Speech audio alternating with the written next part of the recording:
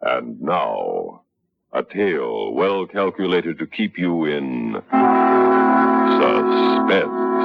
I shall think of her often, with tenderness and gratitude, because, mark you, Lucinda, Phoebe and I were happy together.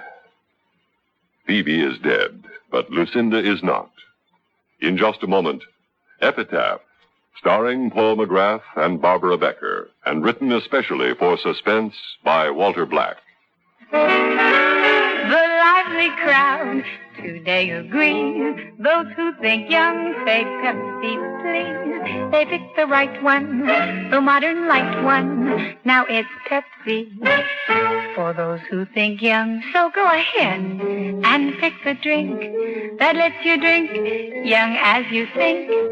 Yes, get the right one, the modern light one. Now it's Pepsi.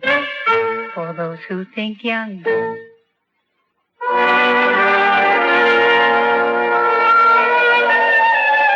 Oh, how bitter the wind is. I almost didn't come today, dear Phoebe, but I couldn't disappoint you. And see, a new wreath for you. Here, at the corner of your headstone.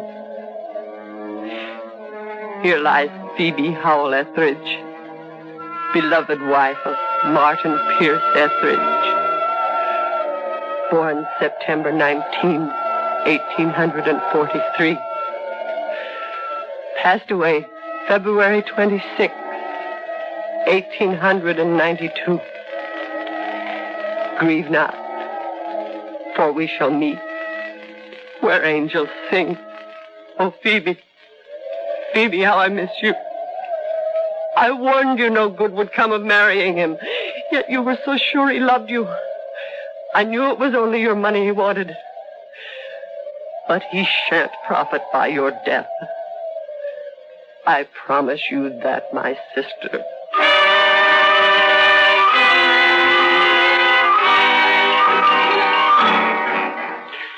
And for the aforesaid purposes and pursuant to the laws of Vermont, I herewith name Aaron Jenkins, attorney at law, my executor, and so forth and so on, sir. Well, the will itself is simple and direct. To your housekeeper, Agatha, Miss Phoebe has left a most generous bequest of $1,000, and to your maid Mary, the sum of $500. I assume, Miss Lucinda and Mr. Etheridge, you will retain their services? Well, that is entirely up to Miss Howell. With Phoebe gone, they're all I have left. Naturally, they'll remain. Naturally. Well, let me see here now. Oh, yes, to you, Miss Lucinda, your sister left her gold brooch, which I understand was your mother. Yes. Now, she felt that with your half of your father's estate, you had no need for Get on with it, Mr. Jenkins. Yes, of course, my dear. Sorry. Let me see. To my beloved husband, Martin Pierce Etheridge, I bequeath the remainder of my estate, including my half of the house known as the Howell Mansion, in the fond hope that he and my dear sister will continue to live there. I can't bear any more of this. Half of our home to this murderer. Miss Lucinda, I beg of you. He killed my sister. She did not fall down those steps. Miss Lucinda. Now, please, Miss Lucinda. Please. This is most distressing. Believe me, you have my deepest sympathy. But you must not make such wild accusations. You yourself were against their marriage. True, but you will forgive me, Mr. Etheridge. Oh, quite, Mr. Jenkins. I approve of this being brought into the open, No, sir. I was against your union, but only because of the difference in your ages. After all, Miss Phoebe was 13 years your senior. Yes. And I'm sure that when Miss Lucinda has time to reflect, she will feel differently. It is my most fervent hope, sir. Well, your attitude does you credit, sir. Miss Lucinda, if I may be permitted to make a suggestion, get all the rest you can. You have been under a great strain. I bid you a good day, Miss Lucinda. Goodbye, Mr. Jenkins.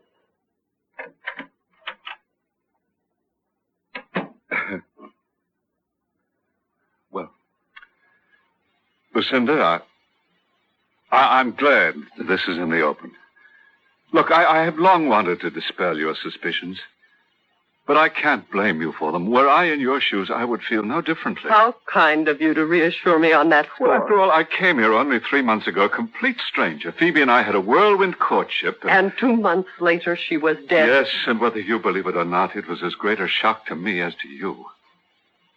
I choose not to believe it. Oh, Lucinda, Phoebe's death was an accident. And how convenient that she made a new will in your favor just 2 days before her death. You're tilting at windmills, Lucinda. Look, as her husband, I was Phoebe's heir, with or without a will. Ask Mr. Jenkins. I had nothing to do with her fall. Unless you can explain how from here in the drawing room I could have reached all the way into the kitchen in the presence of Agatha and Mary, mind you, and pushed her down the cellar stairs. Oh, by heavens, Lucinda, you're making it very difficult for me. Then get out. Get out and leave me in peace. No, out of the question. You see, I admit my faults. One of them is a love of luxury. I like my creature comforts. I couldn't afford them elsewhere on what Phoebe has left me. But with both of us contributing to the upkeep of our home, we can live quite well. You really have it all planned, haven't you? Well, I'm not afraid to look facts in the face. The world is full of men better dressed, better looking, far more talented than I. Lucinda, you've always lived in this quiet backwater. Where I came from, a man is judged by his money and his position. I had neither. And then you met Phoebe. Quite the storybook romance. No, I don't claim that. But we complemented each other well. And now you'll spend her money without a thought for her. Oh, on the contrary. I shall think of her often with tenderness and gratitude because, mark you, Lucinda, Phoebe and I were happy together. I'm no match for your glibness, Mr. Etheridge. Let us end this painful scene. If you wish. I shan't force myself on you. I can afford to wait. One day you will admit that you were wrong. You see, I can be very persuasive.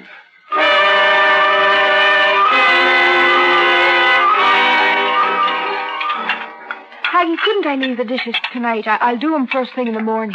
What's your hurry? Well, I've got an appointment with my new gentleman friend. That one at the pharmacy? Well, he'll keep, but the dishes won't. Oh.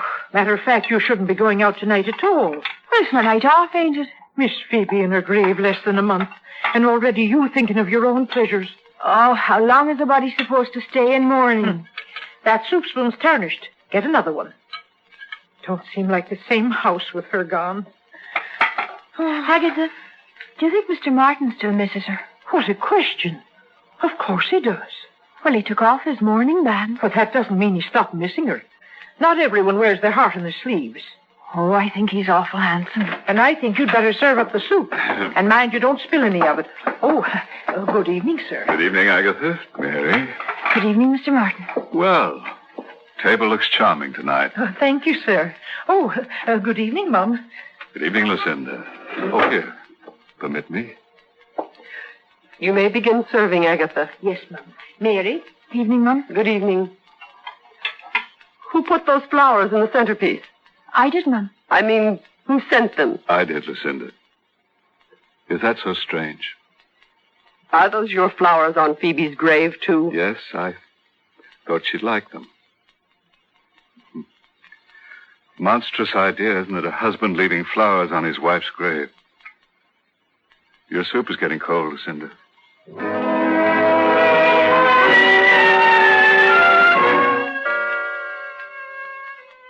Why do you keep staring at me? Oh, was I? I beg your pardon. I was noting how well you look, Lucinda. How becoming that gown is. At the risk of arousing your suspicions, may I add that you are a very attractive woman? I am a 41-year-old spinster, and I am unimpressed by flattery. Of course. Oh, by the way, I've been mulling over an idea for a memorial to Phoebe. What? Well, is that so astonishing? I shall never forget how she loved the little summer house in back. It's in a shocking state of disrepair. I think it should be cleaned and repainted, and the latticework rebuilt. And then, you know what's next on the agenda? What? 4 willow trees planted, one at each corner of the summer house. Phoebe always wanted that done. Exactly. All that will make a far lovelier memorial to her than a cold piece of marble. Oh, Lucinda. Why, you're crying. No, I'm sorry. Did I say anything to offend you? No. It's just... Oh, of course, I understand. And Lucinda, that's only the beginning. The grounds and the garden must be attacked with vigor and determination. We'll make our home a showplace for the whole countryside. You wait and see. Ogre I may be, Lucinda, but I have the normal share of pride in my surroundings. And now, shall we have coffee in the drawing room? Yes. Martin? Why, Lucinda, for a moment I could have sworn you almost smiled at me.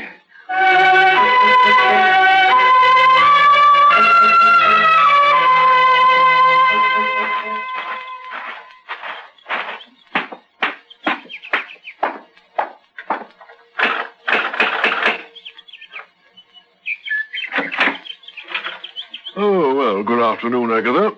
Is Miss Howell in? Oh, good afternoon, Mr. Jenkins. Yes, Miss Lucinda's in the library. Thank you, Agatha. You, answering the door these days? Mary's off on an errand, sir. Oh, well, I thought she might have taken her inheritance and gone for a trip around the world. Don't bother to announce me, Agatha. Very well, sir.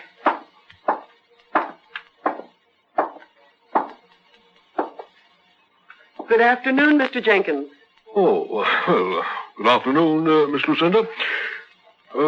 Mr. Etheridge came to see me yesterday. Oh? Yes. He feels that you resented sharing ownership of the mansion with him. Did he say that? No. He said only that he felt you would be happier if the place were entirely yours. But I have never... Acting upon his instructions, I have drawn up this bill of sale, which he has already signed, selling you full title to the house and grounds for the sum of $1. If you will allow me to say so, my dear Miss Lucinda, I consider this gesture unbelievably noble, especially in view of your attitude toward Mr. Etheridge. No. Oh, I beg your pardon? I could not allow it. Well, he says he wants to do it. I could not possibly accept. Oh, Miss Lucinda, have you changed in your feelings toward him? I was overwrought. Oh, well, of course. Well, and I'm delighted to hear you say so. Am I to take it then that you refuse his offer? Give me that paper. There. That is my answer. Oh, well, Miss Lucinda, I am very glad. Take an old man's advice. Tell Mr. Etheridge what you've done. It will clear the air.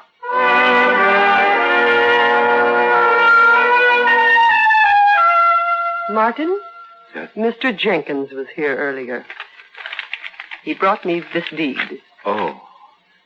It looks torn. It is. I tore it. Well, I'm somewhat surprised. Did you truly think I still resented your presence here? Lucinda, I told you once that I could be very persuasive. But as the months have gone by, I came to realize what a wrong I was doing you. No one should force himself on another. But you haven't, Martin. I mean, I was in the wrong, not you. What? Can you accept my apology? Can I... Oh, not one more word, my dear. We start as of this moment with a fresh slate. Is it agreed? Oh, yes, Martin. Oh, you've made me humbly grateful, dear sister. May I hope that you'll join me for a stroll in the rock garden?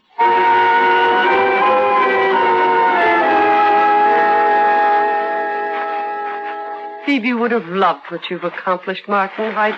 It's a miracle. Well, I did it as much for you, Lucinda, as for Phoebe. Oh. Won't you sit down, my dear? Thank you. I have something I wish to say. You look so serious, Martin. Truth is, I'm terrified. Well, good heavens, of what? You. Me? Yes, Lucinda, I must say this fast and not at all. I have, despite all my firm resolve, fallen in love with you. Martin. No. Please allow me to finish.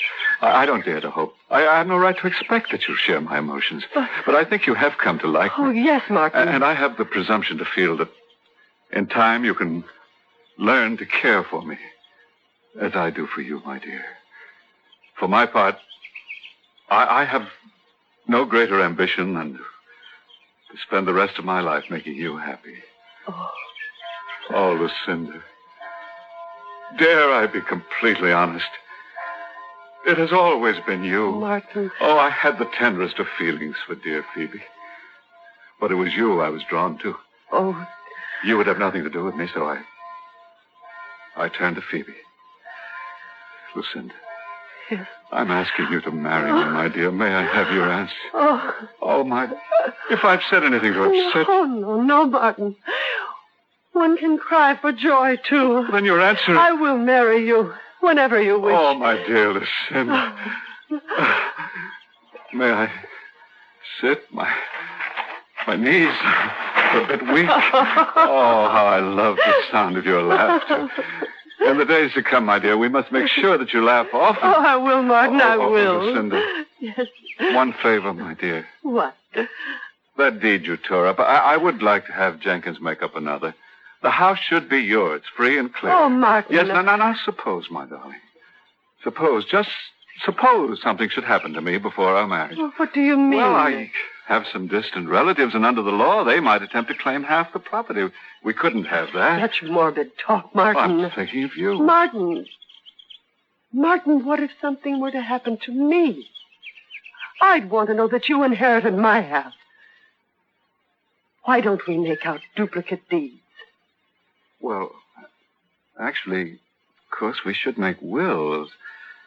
Duplicate statements, leaving whatever we might decide to leave to each other, and then having them witnessed by two disinterested persons. Agatha and Mary. What about them? Our witnesses. Are you serious, my dear? Aren't you? Well, of course, but... Oh, it doesn't have to be done today. You'll wish to discuss it with Jenkins. You are to be my husband, Martin. What would I discuss with Jenkins? Whether it is proper to make out a will in my husband's favor? Oh, of course not. Well, we could do it now, and I'll take them to Jenkins tomorrow or the next day, and tonight we'll have a little betrothal party. Just the two of us.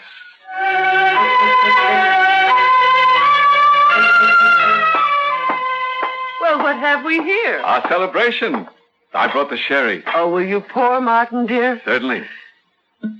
Why did you give Agatha and Mary the evening off, dear? Oh, it's all right. I was just curious. I didn't want to share you with anyone tonight, my darling. This is our party. How very like you, Martin. Oh, blast. What? The decanter's empty. Yes, I'm sorry, darling. I should have checked. No matter. I'll run down cellar and get another bottle. Oh, would you, my dear? Oh, you might as well bring up 2 bottles while you're at it. That's a good idea. I'll be but a moment.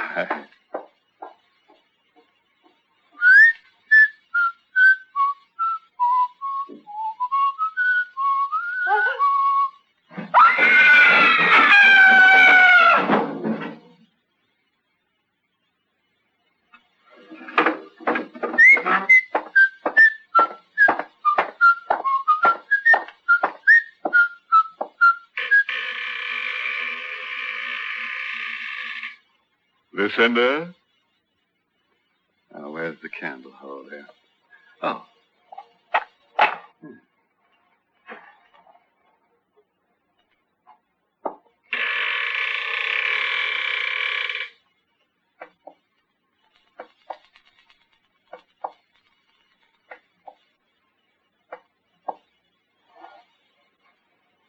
Lucinda? Let's see, wire. Should be just about here. Ah, yes. I have it. Well, we mustn't leave that here for nosy Jenkins. Well, those females to discover, must we? There we are.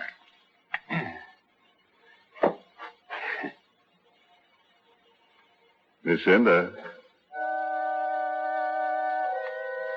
Is your neck broken, Lucinda? At least it was over quickly, wasn't it?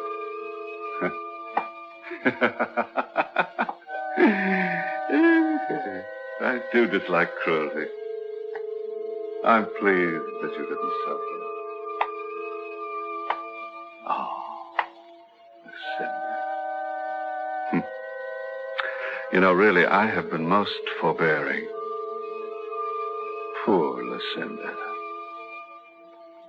You never had any conception of how infuriatingly dull you were. If tedium could kill, I would be lying where you are now. Well, I mustn't tarry.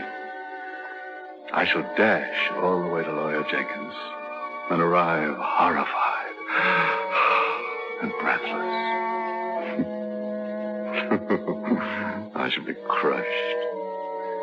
Why, I shouldn't wonder if I became a recluse. For at least the time it takes me to sell this mausoleum and return to civilization. Farewell, dear, dull Lucinda. Oh, I have just the epitaph for your tombstone. It will look so well alongside Phoebe's. Here lies Lucinda Alice Howell, age 41. Her gullibility was her undoing. Apt, don't you think? Very apt, Martin. Well, Sheriff Perry, did you hear enough? More than enough, Miss Lucinda. Darn near turned my stomach. Come along now, you, and no tricks. I got you covered. But you don't understand, Lucinda. It was all a joke. I knew you were only testing me, so I played Get a along. move on, Etheridge. No, it was only a joke, Lucinda. A grim one, and I played my part to perfection. Don't you agree? Oh, I do apologize for having bored you these past months, Martin. But you're free of me now. Foolish Martin. You couldn't be content with Phoebe's murder. You had to have everything. And so you end with nothing. No, Lucinda.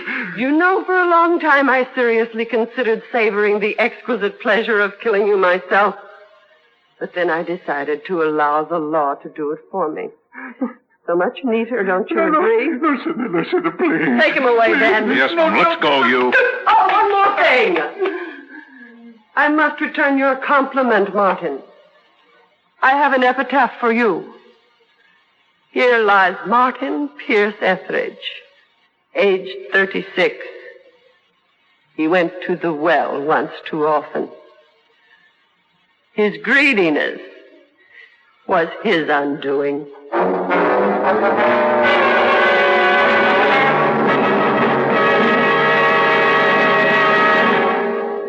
Suspense. You have been listening to Epitaph, starring Paul McGrath and Barbara Becker, and written especially for Suspense by Walter Black.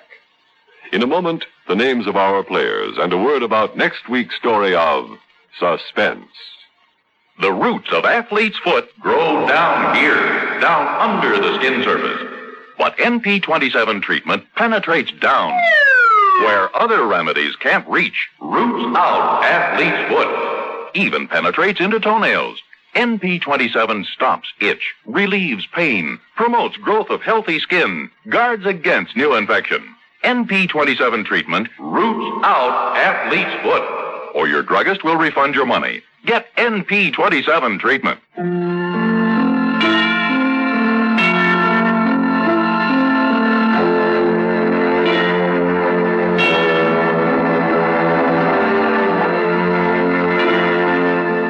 Suspense is produced and directed by Bruno Zerato Jr., musical supervision by Ethel Huber.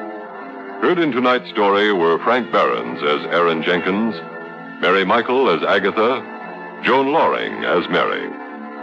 Listen again next week when we return with The Man Who Knew How to Hate, written by Walter Black. Another tale well calculated to keep you in suspense. To a helping of Bing Crosby, add Rosemary Clooney every weekday on the CBS Radio Network.